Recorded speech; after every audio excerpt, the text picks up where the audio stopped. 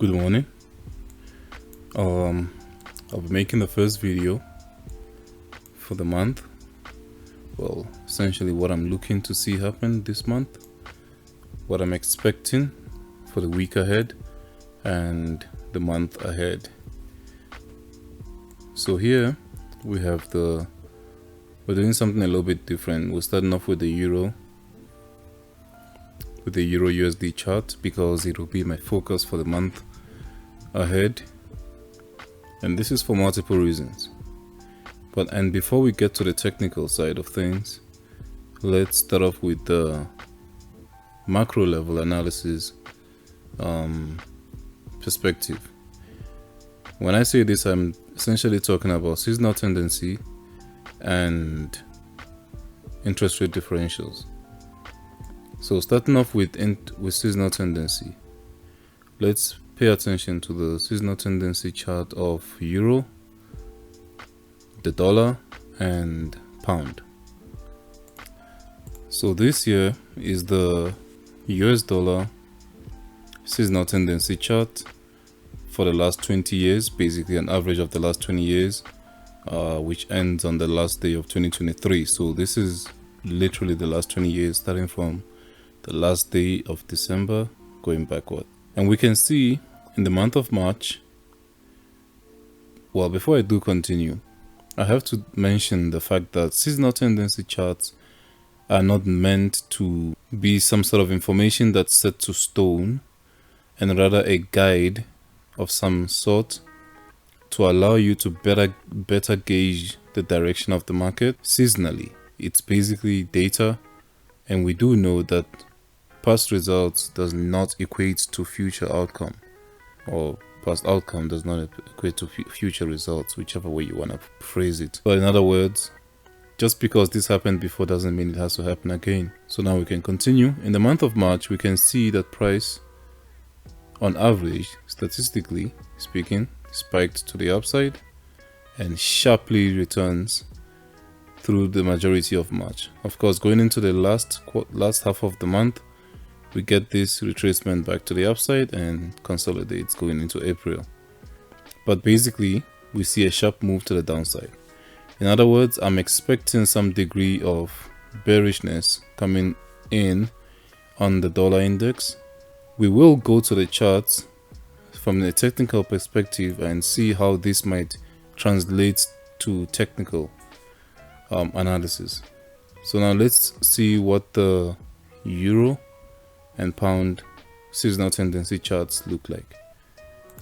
We have the Euro seasonal chart, and we can see in the same month of March we chop around a little bit, push a little bit lower, but on average we seem to have a tendency of spiking to the upside sharply. Again, this is just all an average and nothing to be following as the truth, but we see that we statistically have a push to the upside on the euro dollar. And then finally the pound chart, which is GBP. We see that in the same month of March, which is right there, we open and continue falling off. So now we've seen two things. On the pound chart, we are falling off. On the dollar chart, we are also falling off. So pairing the pound with the dollar index statistically should not equate to a better outcome in the month of March, because you can't be trying to buy or sell two currencies that are moving at the same direction, either equally as strong or equally as weak. You need to pair one that's weaker and one that's stronger so that you have a direction that's cleaner and not a consolidation going sideways. So the month of March seasonally does not equate to good results on GBP. Therefore, pairing the pound with the dollar might not be the best decision, and rather pairing the euro with the dollar with the extreme sharp move to the opposite side on both of them could potentially translate to better results. Now moving on to central bank interest rates from globalrates.com.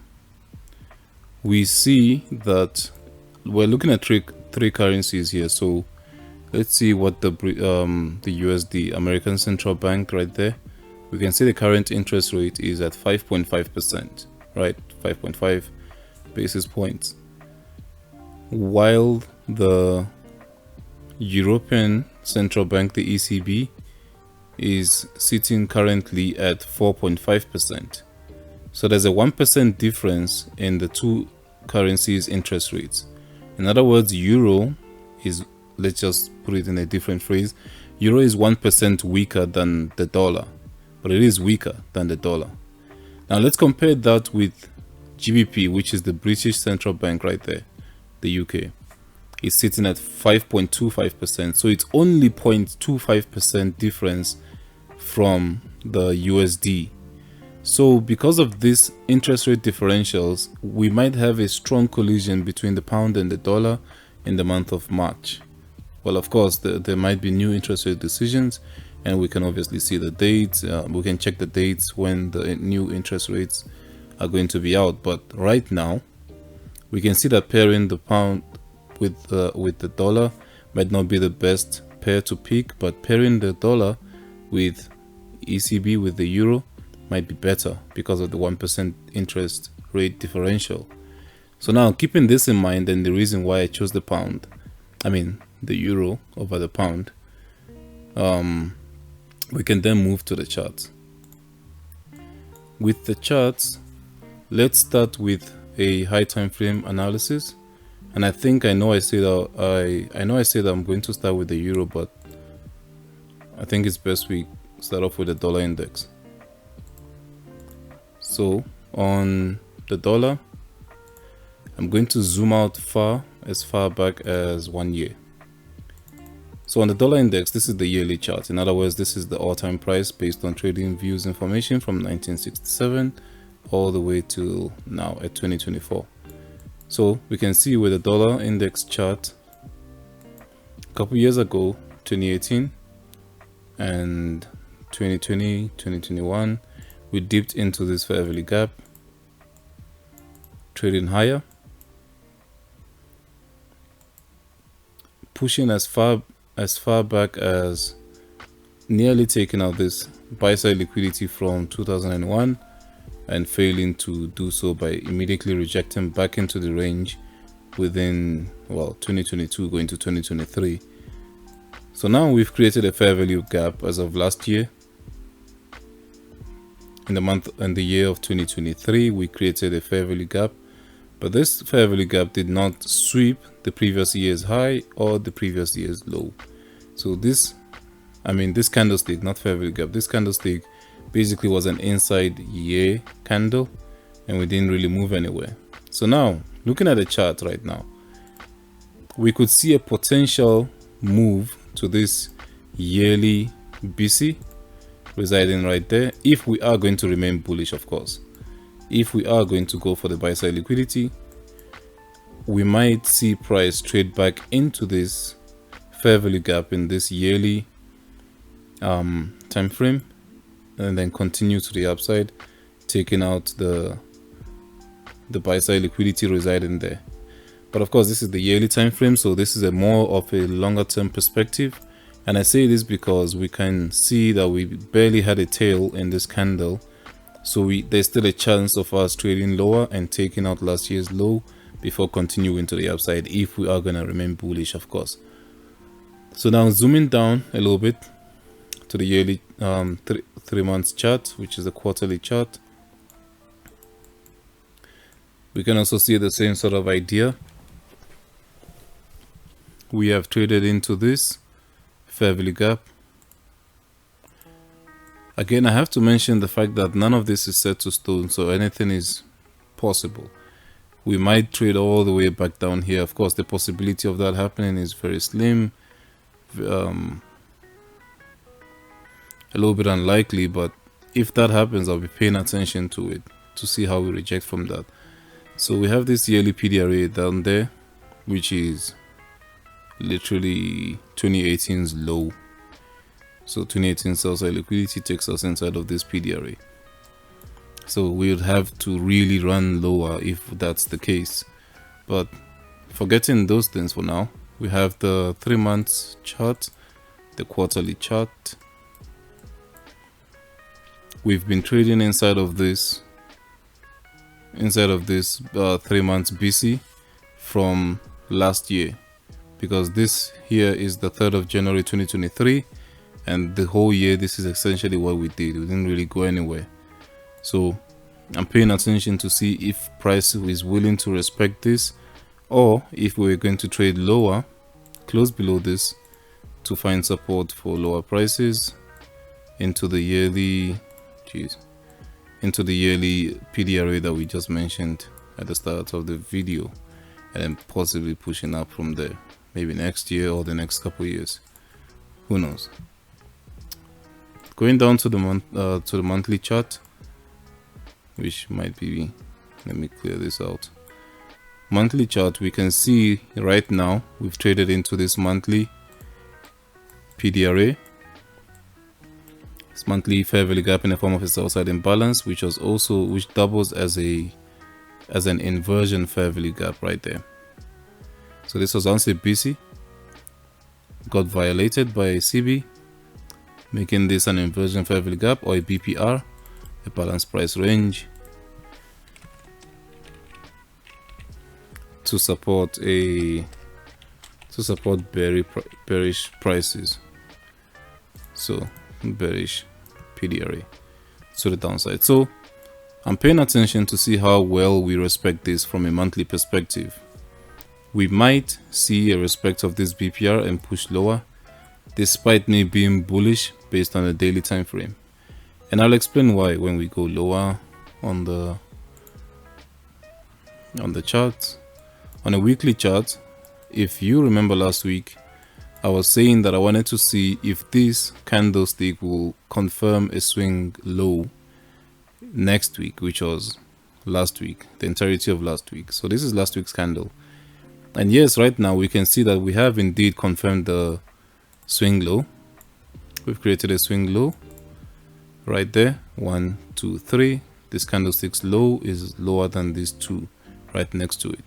And we've also closed above inside of this weekly BC that I've been paying attention to. But I do have one problem. Yes, we've confirmed the swing low, but we haven't confirmed the swing high. We've also confirmed the swing high. That's the problem here. So I have a swing high and a swing low, not knowing which way could be violated first. The fact that this candle right now, last week's candle, stayed inside of this was what made me a little worrisome. Made me a little bit worried. If price had created this swing low and swept this buy side liquidity, then I may have considered us being bullish, because we would have created a swing low and violated a previous candle, which is close to violating this swing low, this swing high, therefore confirming probable bullish prices. But we didn't do that. We got close to it, yes, we traded high as the body, but we didn't sweep the high. So this is still more of a 50-50 area for me from a weekly perspective, but I'm paying attention to see how this week closes, especially going into Friday, which is NFP Friday.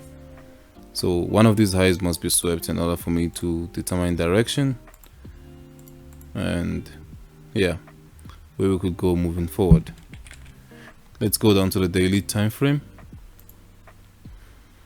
On the daily time frame, last week I mentioned the fact that the chart right now is translating to bullish prices, and the reason I brought this up was the fact that this BC residing here was violated. We closed below it and continued pressing lower. Coming off of this volume imbalance here, rejected, touched it and rejected from it, pushing lower, and then returned to the inversion fair value gap, hit it once, hit it twice, and continue pressing lower. Now we've closed below a swing low right there. We closed below it at that point. We've also closed below the daily fair value gap, which is encapsulated by the weekly fair value gap at this point. So we see there on Monday we close below, Tuesday we close below, yes, on Wednesday we close within it, and Friday we close above it, and Thursday and Friday we closed above it. But now we did not stay above it. Yes, we swept this high, a swing high, that's true, but and also yes, we've been creating unswept swing lows, in other words, like higher swing lows, higher and higher. We've been making higher swing lows, but I don't like the fact that we are coming back into this fair value gap and essentially chopping around in this area. So because of that, the indecisive nature of the dollar index right now, and the fact that we're creating lower swing highs, violated, possible lower swing high coming up after Monday's candle closes. So I'm paying attention to the trend right now, and we are looking a little bit bearish, especially comparing to the seasonal tendency chart, which is right there. For a quick reminder, you can see in the month of March we pushed up, yes, but we ended up falling off majority of March. So there's a chance that this seasonal tendency chart might translate to the actual chart and time frame moving forward, moving into the month of March. And if we are going to remain bearish, well, firstly I would like to see swing lows being violated. I'd like to see this swing low violated, this swing low violated, and this one being violated for confirmation of bearishness, and of course lower swing highs along the way. Since that's the case, then we might also see these as possible targets going into next month. I'm not saying it's gonna raid them all in 1 month, I'm not saying it's gonna raid them all at all, but I'm just saying it's a possibility, a possible scenario to see happening. Of course, also comparing this to the high time frame, we might see price trading all the way down to the yearly fair value gap. So this is what I see on the daily time frame. We could possibly reach down for these targets going into next week and the weeks that follow. For this idea to stand, I wouldn't like to see this high taken. I wouldn't like to see this buy side liquidity swept. I'd like to see it hold itself. So let's move on to euro dollar and why I'm probably now bullish on the dollar, on the foreign currencies and bearish on the dollar. Starting off with euro USD. There. So on the euro dollar chart, starting with the yearly again, not much is happening here. We have a wick measured to 50%, maybe. Pay attention to that. 3 months chart, we have this. We have made this an inversion for every gap by closing above it. Possible bullish prices coming up. The fact that we could not close below and still maintaining staying above the inversion fair value gap on the 3 months chart is a bit of a bullish indication and a possibility of targeting that buy side liquidity and this one that follows. So this might be just one huge turtle soup in the month of July 2022. So this might be a continuation to the upside on euro, and that will actually match up with our bearish dollar move. So that's the 3 months chart, the monthly chart.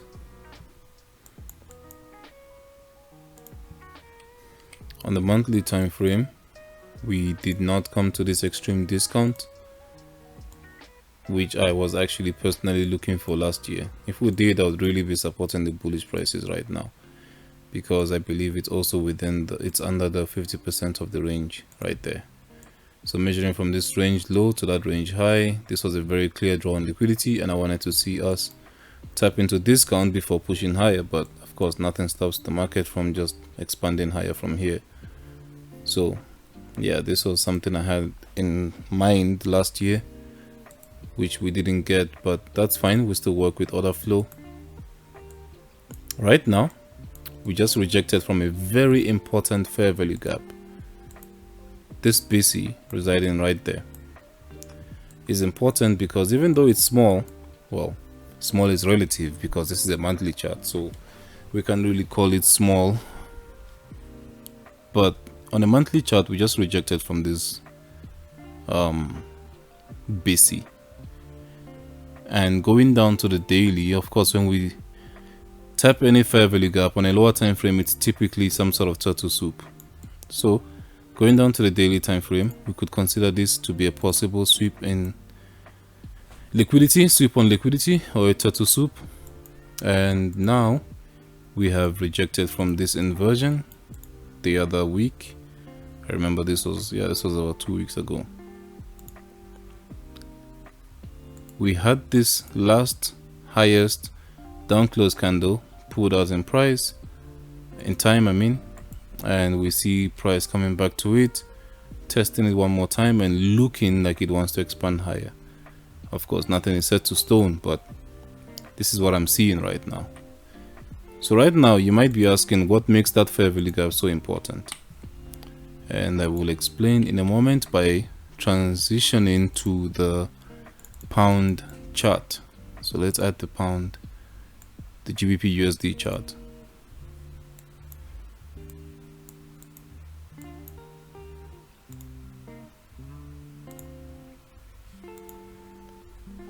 So this is the pound chart from the weekly perspective.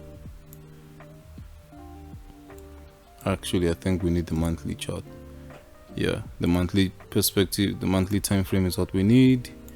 And I was saying that fair value gap was so important because notice how pound GBP USD did not tap into that fair value gap. So we have this fair value gap right here, the same fair value gap on GBP USD, but notice how GBP did not tap into it. This is essentially an SMT divergence, especially on a lower time frame. A liquidity that was taken while the other closely related asset market or asset class did not take the same liquidity. Let's take it straight down to the daily time frame, so this might be more visible. Okay, we only need this portion of price. This is good enough. This swing low right here happened on the 6th of February, or let's just say this candle was from the 6th of Feb. Notice the same line here on the 6th of Feb was not swept by the one from the 14th. In other words, we can draw a line that looks like this and one that looks like this. Normally, euro dollar and pound dollar typically move at the same direction at the same time, relatively. Not always, but relatively. So now seeing this fail to sweep liquidity while this guy swept the liquidity sort of insinuates to me that we might be seeing bullish prices, especially the fact that this is a daily candle and we have been closing above previous swing highs and trading above previous swing highs as well. So this might be an indication for bullishness. You might be asking me then, okay, why don't you pick the stronger of the two sisters if you're going to be bullish? This is clearly the stronger one because of the SMT divergence in a high time frame PDRA. We shouldn't forget that all this happened within the monthly, or is it weekly or monthly BC. Notice how this is all within the same monthly fair value gap right there. On a lower time frame, which is the daily, you can see that happened within the monthly fair value gap. So this happened within the high time frame PDRA and indicating some level of bullishness in these markets.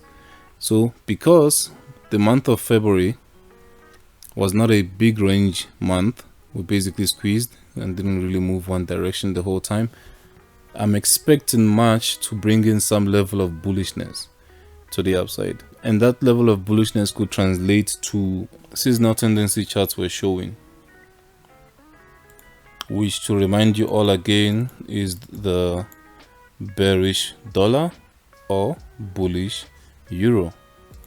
so we might see an expansion to the upside.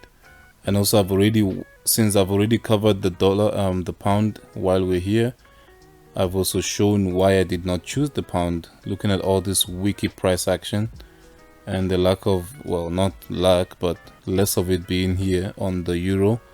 I decided to stick with euro dollar as opposed to the stronger British pound, and obviously the closer interest rate percentages between this and the dollar.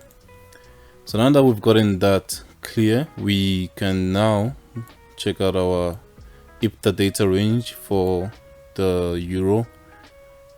I have already made a video which I'll link in the description or somewhere in this video, where I showed exactly how to plot out an IPDA data range to focus on the important highs and lows and why this is critical to your trading. I've also expanded on the benefits of having it on your chart despite what you might be trading already, whatever model you might be trading right now. I also have a live stream where I sort of went through this reading candlesticks and IPDA data range for the month of March for the last 5 years. So here we have the opening price for the month of March, and as I always say, as I've been saying, I would rather be a buyer in discount and a seller in premium. In other words, I would like to see us trade lower below this blue line, which is the opening price, before looking for some level or some measure of move to the upside. So I know it doesn't have to do that. I know it could only trade 1 pip below. I know we could also just expand higher and continue trading higher, and that's fine. All I'm looking for now, if we're going to expand higher, I would look for a higher swing low to form before a continuation to the upside. So I'd like to see this sort of formation somewhere, if that's the case, if we're not going to trade below the opening price. But ideally, I would like to see us trade to the equilibrium, or at least below, or at least the equilibrium, but preferably below. We should also note the fact that we have this smaller fair value gap right there. Let's reduce this so it's a little more visible. I know it's not that visible and it's not that big on this time frame, but it's right there. There is an inefficiency right there on the daily time frame for euro dollar.